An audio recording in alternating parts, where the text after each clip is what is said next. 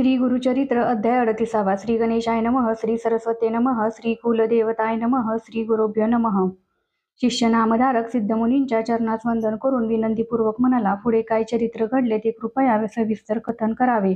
मी तहानेने व्याकुळ झालो आहे, तेव्हा मला श्री गुरूंच्या अमृतमय चरित्राचा घोट पाजून माझे मन निववावे. सिद्धमुनी नामधारकाला म्हणाले, तू जसे मला विचारत आहेस तसाच गुरुचरित्राचा आठव करत मी मनाने आनंदित होत आहे. तुझ्यामुळेच मला हा लाभ प्राप्त झाला आहे. अशातच एक सुरस कथा मला आठवली, त्याविषयीचे नवल तुला सांगतो. मी मागे सांगितल्यानुसार भक्तांनी आणलेले द्रव्य स्वामी घेत नसत. त्यांचा विनियोग भक्तांनी समाराधना करण्यासाठी करावा अशी त्यांची इच्छा होती. अनेक भक्त नित्य समाराधना करीत असत. त्यात कधीही खंड पडला नाही. समाराधना झाली नाही असा एकही दिवस गेला नाही. एकदा तेथे एक दुबळा ब्राह्मण आला. त्या काश्यप गोत्री ब्राह्मणाचे नाव भास्कर होते. अतिशय क्षीण झालेल्या त्या ब्राह्मणाने श्री गुरूंना साष्टांग नमस्कार करून त्यांची भक्तिभावाने स्तुती केली. तो दर्शनासाठी आला. त्या दिवशी भक्त समाराधना घालीत होते. त्यांनी त्या ब्राह्मणाला समाराधनेत जेवण्याविषयी आग्रह केला. त्या ब्राह्मणाच्या मनात श्री गुरूंना भिक्षा घालावी असा संकल्प होता. त्याकरिता त्याने साहित्यही सोबत आणले होते. 3 जणांना पुरतील इतके तांदूळ, कणिक व इतर पदार्थ त्या ब्राह्मणाजवळ होते. त्याने सर्व सामग्री वस्त्रात बांधून मठात ठेवली आणि भक्तांनी समाराधनेसाठी बोलवल्यामुळे तो जेवायला गेला. जेवण करून तो मठात परतला तेव्हा रात्र झाली होती, म्हणून तो सामग्रीची गाठोडी उशाला ठेवून निजला. त्याच्या बाबतीत असे रोजच घडत होते. भक्त येत होते, समाराधना घालीत होते, त्याला रोज जेवण मिळत होते. तेव्हा अन्य लोक त्याला पाहून हसू लागले. पहा, हा समाराधनेची सामग्री घेऊन आला, परंतु स्वतः दुसऱ्यांच्या समाराधनेत जेवतो आहे. अहो, हे अन्न एका माणसाला सुद्धा पुरणार नाही. इथे तर गुरु व बराच शिष्य समुदाय आहे. हा ब्राह्मण स्वतः काय जेवणार आणि समाराधना काय घालणार? याला समाराधना घालणार असे म्हणताना लाज कशी वाटत नाही? ते विनोदाने त्याला म्हणत, आज तुझी माधुकरी होऊ दे, अशा विविध प्रकारे ते ब्राह्मणाला चिडवीत असत. त्या स्थितीत ब्राह्मणाने तिथे 3 महिने वास्तव्य केले. तो दररोज इतरांच्या घरी समाराधने जेवण करत असे आणि आपले गाठोडे उशाशी ठेवून निजत असे. या गोष्टीला 3 महिने झाले. सर्व ब्राह्मण त्याची जी थट्टा करीत होते ती श्रीगुरूंनी ऐकली. त्यांनी त्या ब्राह्मणाला बोलावले आणि ते म्हणाले, आज तू मला भिक्षा घाल, लवकर स्वयंपाक कर. श्रीगुरूंचे बोलणे ऐकून ब्राह्मणाला अतिशय आनंद झाला. श्रीगुरूंना नमस्कार करून तो आपले साहित्य आणावयास गेला. त्याने 2 शेर तूप आणि 2 प्रकारच्या भाज्या आणल्या. स्नान केले आणि शुचिभृत होऊन त्याने स्वयंपाक केला. तेव्हा सर्व ब्राह्मण श्रीगुरूंजवळ आले आणि म्हणाले, आज आम्हाला भोजन हवे आहे, कारण आमच्या घरी केवळ जोंधळ्याच्या शिजलेल्या कण्या आहेत. आम्ही रोज मिष्टान्न खातो, त्यामुळे आमचे समाधान होते. हा ब्राह्मण कुठून आला?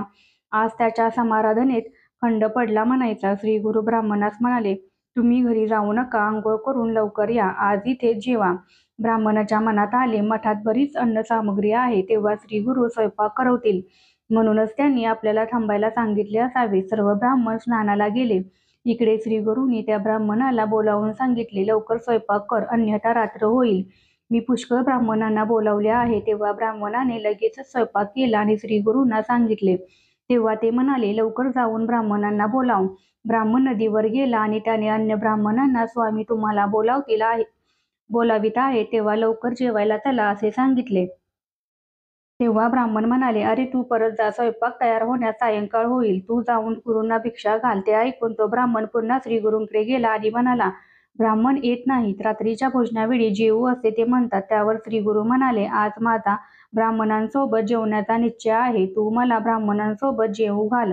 जर का तुला हे मान्य नसेल तर मी तुझ्या घरी आज जेवणार नाही. तेव्हा तो ब्राह्मण म्हणाला, आपण मला द्याल ती आज्ञा शिरसावंत आहे, मी आपल्याला ब्राह्मणांसह जेवायला वाढेल. ब्राह्मण मनात म्हणाला, श्रीगुरू अवतारी पुरुष आहेत, ते आपले वचन कशा प्रकारे खरे करतील ते कळणारही नाही. तेव्हा तो ब्राह्मण श्रीगुरूंना हात जोडून विनंती करत म्हणाला, स्वामी, मी बोलावले तरीही ते ब्राह्मण येत नाहीत, माझ्या बोलण्याची ते चेष्टा करतात.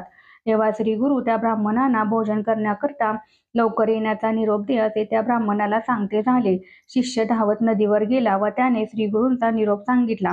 तेव्हा सर्व ब्राह्मण भराभर स्नान उरकून श्रीगुरूंच्या मठापाशी आले. तेव्हा श्रीगुरू त्या ब्राह्मणांना म्हणाले, लवकर पत्रावळी तयार करा आणि सहकुटुंब भोजन करा. आज हा ब्राह्मण समाराधनाखालीत आहे. तुम्ही 4000 पत्रावळी लगेचच तयार करा. ब्राह्मण जवळच उभा होता. त्याला श्रीगुरू म्हणाले, तू या ब्राह्मणांना मी समाराधना करीत आहे, तरी सर्वांनी सहकुटुंब जेवायला यावे अशी विनंती कर. श्रीगुरूंची आज्ञा मानून ब्राह्मणाने तशी विनंती केली. तेव्हा ब्राह्मण हसून म्हणाले, अरे जेव्हा काय म्हणतोस? आम्ही इतके ब्राह्मण आमच्या वाट्यास एक शीत देखील येणार नाही, आणि तरीही आमंत्रण द्यायला तुला लाज कशी वाटत नाही? तेव्हा त्यांच्यातील काही वृद्ध ब्राह्मण त्यांना म्हणाले, तुम्ही अशी निंदा करू नका. श्रीगुरू ऐकत आहात. अहो, श्रीगुरूंनी जसे सांगितले तसेच हा ब्राह्मण करत आहे, वागत आहे. हो का? बरे बरे असे म्हणत ते ब्राह्मण पत्रावळी तयार करू लागले, आणि हा ब्राह्मण गुरुपूजेची तयारी करू लागला. त्या ब्राह्मणाने भक्तिभावाने विधिवत उपचार करीत श्रीगुरूंची पूजा आणि मंगल आरती केली. त्यामुळे श्रीगुरूंना आनंद झाला. ते म्हणाले, आता लवकरच भोजनाची तयारी करा. तू जो स्वयंपाक केला आहेस तो इथे माझ्याजवळ आणून ठेव. तेव्हा ब्राह्मणाने तयार केलेला स्वयंपाक श्रीगुरूंजवळ आणून ठेवला. पुढे श्रीगुरू ब्राह्मणाला आपले एक वस्त्र देत म्हणाले, माझे हे वस्त्र घे आणि त्याने अन्न झाकून माझ्याजवळच ठेव. त्या ब्राह्मणाने श्रीगुरूंच्या वस्त्राने अन्न झाकले. तेव्हा श्रीगुरूंनी कमंडलूतील पाणी घेऊन त्या अन्नावर प्रोक्षण केले व ते अभिमंत्रित केले.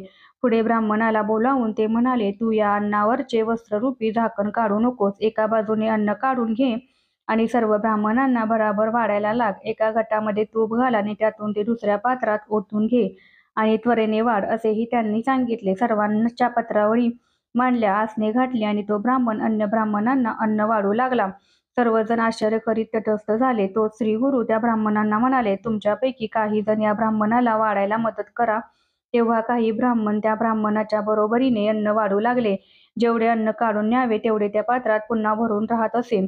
तुपाने भरलेल्या घटातून तूप काढले तरीही तो घट पूर्ण भरलेला होता. श्रीगुरूंसह सर्व पंक्तीला वाढत चालले होते.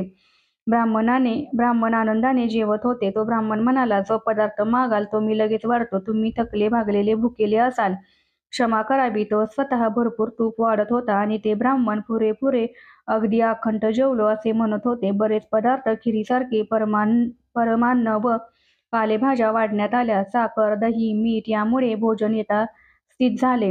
ब्राह्मण तृप्त झाले. त्यांनी हात तोंड धुतले तोवर इथे उष्टी खरकटी काढली गेली. त्या ब्राह्मणांना मोठे आश्चर्य वाटत होते. मग सर्वांना विडे देण्यात आले. तेव्हा ब्राह्मणाने त्या ब्राह्मणांना बोलावले आणि सांगितले, तुम्ही तुमच्या बायका मुलांनाही बोलवा. सर्वजण इथे येऊन जेवतील. त्यानंतर ब्राह्मणांचा सर्व परिवार येऊन पंचपक्वान्नांचे भोजन करून गेला. तेव्हा श्रीगुरूंनी सांगितले, गावातील शूद्रादी लोकांना बोलवा. त्यांच्या स्त्री पुत्रांसह त्यांना लवकर बोलवा. तेव्हा शूद्रादी सर्वजण आले आणि भोजन करून गेले. तेव्हा श्रीगुरू ब्राह्मणाला म्हणाले, आता कोण राहिले आहेत? तेव्हा तो ब्राह्मण म्हणाला, आता अंत्यज राहिले आहेत. तेव्हा श्रीगुरू म्हणाले, त्या सर्वांनाही बोलवा. त्यांना अन्न वाढून द्या. जेवढे मागतील तेवढे तृप्त होईपर्यंत वाढा. तेही येऊन तृप्त होऊन गेले. कुणीही गावात भुकेलेला राहिला नाही. तेव्हा श्रीगुरू पुन्हा म्हणाले, गावात दवंडी पिटवा. कुणी भुकेलेला असेल त्याला लगेचच बोलवा. असे म्हणत श्रीगुरू स्वतःच गावामध्ये फिरले. कुणी प्राणी भुभुक्षित राहिला नाही. सर्वजण जेवले असे पाहून श्रीगुरू त्या ब्राह्मणाला म्हणाले, आता तू भोजन कर. तेव्हा श्रीगुरूंच्या आज्ञेवरून त्या ब्राह्मणाने भोजन केले. त्यानंतर त्याने जेथे अन्न ठेवले होते तेथे जाऊन पाहिले. तेव्हा त्याने जेवढे अन्न शिजवले होते तेवढेच अन्न त्याला तिथे दिसले. मग श्रीगुरू त्याला म्हणाले, आता हे अन्न घेऊन जा आणि नदीच्या पाण्यात घाल. तेथील जलचरांना ते मिळेल आणि तेही तृप्त होतील. त्या दिवशी 4000 लोक जेवले. ही घटना सर्वत्र पसरली आणि सर्वजण आश्चर्यकर्ते झाले. हे सर्व घडल्यावर श्रीगुरूंनी त्या ब्राह्मणाला बोलावले आणि तुझे दारिद्र्य दूर होईल, तुला पुत्रपौत्र होतील असा त्याला वर दिला. सर्वजण आश्चर्यचकित झाले. अगदी थोडक्या अन्नामध्ये 4000 लोक कसे जेवले याविषयी ते आश्चर्य व्यक्त करू लागले. काही जण म्हणाले, अहो, हे श्रीगुरूंचे कर्तृत्व आहे. त्यांनी अन्नपूर्णेचे स्मरण केले असेल. श्री नृसिंह सरस्वती साक्षात अवतारी सत्पुरुष आहेत. तर दुसरे कुणी म्हणाले, हे अपूर्व आज पाहावयास मिळाले. पांडवांच्या घरी दुर्वास ऋषी अनेक ऋषींसह गेले होते असे कथानक आम्ही ऐकले आहे. तेव्हा पांडवांचा सत्वभंग होईल हे जाणून श्रीकृष्ण धावून आला आणि त्याने अन्न पूर्ण केले. तसेच हे दुसरे उदाहरण आम्हाला आज इथे दिसले. श्रीगुरू दंड धारण करणारे मानव रूप असले तरीही ते प्रत्यक्षात त्रयमूर्तींचे अवतार आहेत. त्यांचा महिमा अपरंपार आहे. अशा प्रकारे लोक बोलत होते. त्यांना जे कोणी केवळ मनुष्य म्हणून ओळखतील ते सर्व अधोगतीला जातील. श्री गुरूंचे वर्णन करण्यास मती कुंठित होते. ते साक्षात परब्रह्म आहेत. हे जर स्वतः ईश्वर नसते तर हा अन्नाचा पूर त्यांनी कसा काय आणला असता? मूळचे सर्व अन्न 2.5-3 शेर आणि त्यात 1000 माणसे कशी जेवली? आणखीन एक आश्चर्य झाले, तेही आम्ही सर्वांनी पाहिले. त्यांनी प्रेतालाही जिवंत केले आणि शुष्क काठीला पालवी आणली. त्यांचा आणखीन एक महिमा ऐका. त्यांना कुणाची उपमा द्यावी? कुमसी गावातील त्रिविक्रम मुनीला त्यांनी विश्वरूप दाखवले. गावात एक वांझ म्हैस होती. तिला ह्यांनी दूध आणले आणि भिक्षेला तेच दूध घेतले. त्यांनी पतित माणसाकडून केवळ मंत्रप्रयोगाने वेद बोलाविले. आणखीन एक नवल झाले. एक कुष्ठरोगी विप्र यांच्या दर्शनाने निरोगी झाला. हे आम्ही आमच्या डोळ्यांनी पाहिले आहे. एका विणकरी भक्ताला त्यांनी श्रीशैल पर्वताचे दर्शन घडवले. एका भक्ताला यांनी क्षणभराचाही विलंब न लावता काशी क्षेत्र दाखवले. यांचे चरित्र अद्भुत आणि अपार आहे. सविस्तर सांगता येणेही शक्य नाही. भूमीवर सर्व दैवते आहेत, त्यांनाही यांच्या इतके सामर्थ्य नाही. सर्व देवांची आराधना केली तरीही आपली मनोकामना पूर्ण होण्यास विलंब होतो. मात्र श्री गुरुनाथांचे दर्शन घेताच अभीष्ट तात्काळ प्राप्त होते. इथे ब्राह्मण मंडळी असे बोलत होते आणि तिथे एक मोठे नवल घडले. श्री गुरूंच्या चरित्राची कीर्ती देवतांच्याही कानावर गेली. सिद्ध नामधारकाला म्हणाले, श्री गुरूंच्या या प्रभावामुळे त्यांना अनेक शिष्य लाभले. अनेक प्रांतातून अनेक भक्त येत असत आणि त्यांची सेवा करीत असत. मनोभावे भक्ती करणाऱ्यांवर श्री गुरु नेहमीच प्रसन्न होत असतात. गंगाधर पुत्र सरस्वती श्रोत्यांना नम्रतेने विनंतीपूर्वक सांगत आहे की सर्वांनी श्री गुरूंची अनन्य भक्ती करावी. या श्री गुरुचरित्रामृताच्या 38व्या अध्यायामध्ये श्री गुरूंच्या अन्नदानातून 4000 ब्राह्मण जेवल्याची कथा वर्णिलेली आहे. अशा रीतीने श्री गुरुचरित्रामृत ग्रंथामधील परमकल्पतरू कथांमधील श्री नृसिंह सरस्वती उपाख्यानाच्या अनुषंगाने सिद्ध व नामधारक संवादामधून घडणारा अन्नपूर्ती व 4000 विप्र भोजन कथन करणारा हा 38वा अध्याय पूर्ण झाला. हा अध्याय श्री गुरु दत्तात्रयांचरणी अर्पण करीत आहे. श्री गुरुदेव दत्त.